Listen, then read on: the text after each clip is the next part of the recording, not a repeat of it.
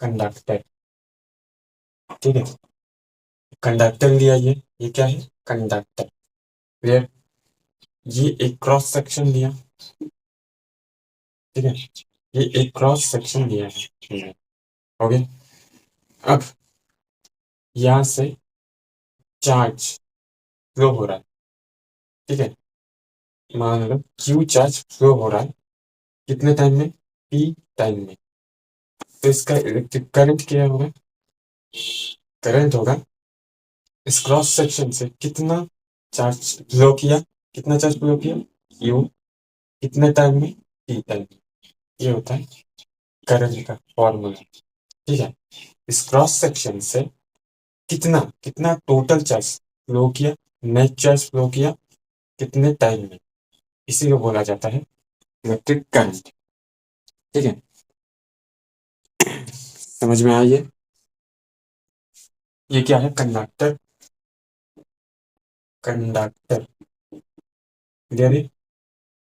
फिर से समझा देते हैं। कंडक्टर लिया, इसका एक क्रॉस सेक्शन लिया, यहाँ से कितना चार्ज फ्लो कर रहा है? टोटल कितना चार्ज फ्लो कर रहा है? क्यू। ये क्यू कितने टाइम में? टी टाइम में। ये हो गया इलेक्ट्रिक करंट। ठीक है,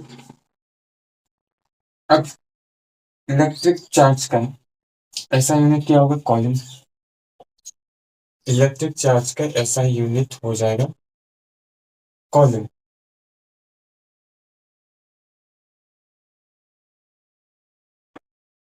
ठीक है, और इसको डिनोट किया जाता है सी से। क्लियर है?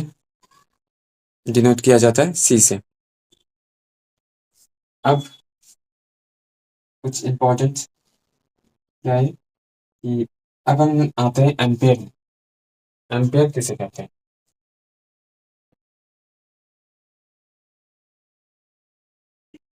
एम्पियर किसे कहते हैं? ठीक है,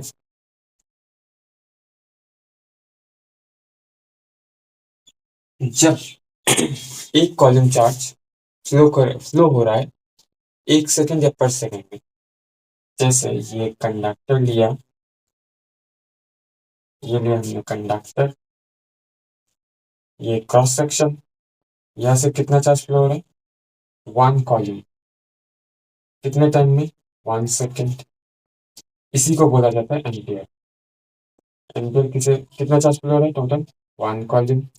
कितने सेकंड में? 1 सेकंड। तो कितना आएगा? इसी को बोला जाता है 1 एम्पियर। ये है एम्पियर का डेफिनेशन। 1 एम्पियर एम्पियर का डेफिनेशन है। ठीक है, कि पर सेकंड में 1 कॉलम चार्ज अगर फ्लो हो रहा है तो इसी को बोला जाता है एम्पियर। ठीक है, अब सवाल ऐसे भी कुछ सवाल आ सकते हैं ऐसे। एक क्वेश्चन देना।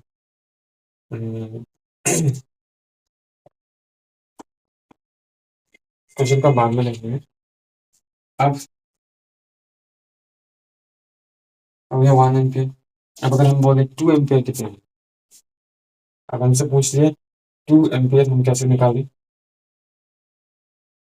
अब हम समझेंगे इलेक्ट्रिक पोटेंशियल।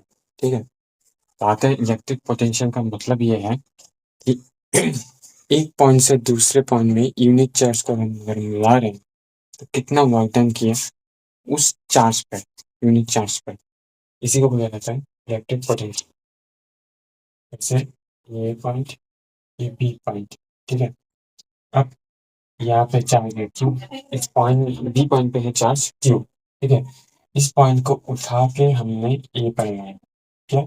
इस चार्ज को पकड़ के उठा के हमने ए पर लगाया, तो कुछ वर्क डन किया इस चार्ज पर, इसी को लोग बोला जाता है इलेक्ट्रिक पोटेंशियल। ठीक है, इलेक्ट्रिक पोटेंशियल क्या है? इस चार्ज पर उठा के कितना, इस चार्ज पर कितना वर्क किया, ये चार्ज यहाँ से यहाँ तक आया, ये वर्क डन किया किस पर? क्यू चार्ज पर। मतलब ये कि इस चार्ज पर वर्क डन किया, इस क्यू चार्ज पर वर्क डन किया, कौन से चार्ज पर? इस क्यू चार्ज पर। इसी को बोला जाता है electric potential difference. Electric potential difference. Clear? और इलेक्ट्रिक पोटेंशियल डिफरेंस का ऐसा यूनिट है वोल्ट, डिनोट किया जाता है वी से। 1 volt equals to 1 joule by 1 coulomb। ठीक है, समझ में आया इलेक्ट्रिक पोटेंशियल डिफरेंस। ओके, अब हम नेक्स्ट पे चलते हैं, ओम्स लॉ। ठीक है, ओम्स लॉ पे आएंगे हम। ओम्स लॉ क्या है ये आप स्क्रीनशॉट ले सकते हैं, फिर से इसको समझा देते हैं। ये 2 पॉइंट है, ए पॉइंट और बी पॉइंट। बी पॉइंट के ऊपर क्यू चार्ज है, इसको उठाकर हमने ए पर लाया। ठीक है, तो कितना वर्क डन किया, ये किस पर वर्क डन किया, इस क्यू चार्ज पर, ये क्यू, ये होता है पोटेंशियल डिफरेंस। क्लियर। अब आते हैं ओम्स लॉ पे। अब आते हैं हम ओम्स लॉ। ओम्स लॉ क्या है, ओम्स लॉ का मतलब है electric potential difference is directly proportional to current. ठीक है, मतलब electric potential difference across the conductor is directly proportional to flowing current in the conductor. ठीक है, अब क्या करें, यहाँ पे हमने डायरेक्ट दिखाया है, तो यहाँ पे ऐसा होगा कि इस प्रोपोर्शनलिटी को साइन को हमें हटाना है, ताकि इक्वल दिया तो एक कांस्टेंट लगाया। ठीक है, अब हुआ ऐसे, ये v इक्वल्स डाला, अब इक्वल डालने के बाद एक कांस्टेंट लगाना है, एक कांस्टेंट लगा, ये आई।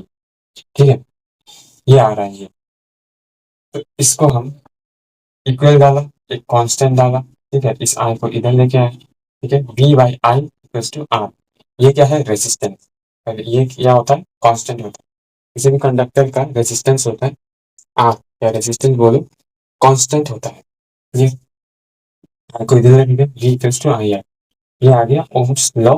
ये हो गए रेजिस्टेंस,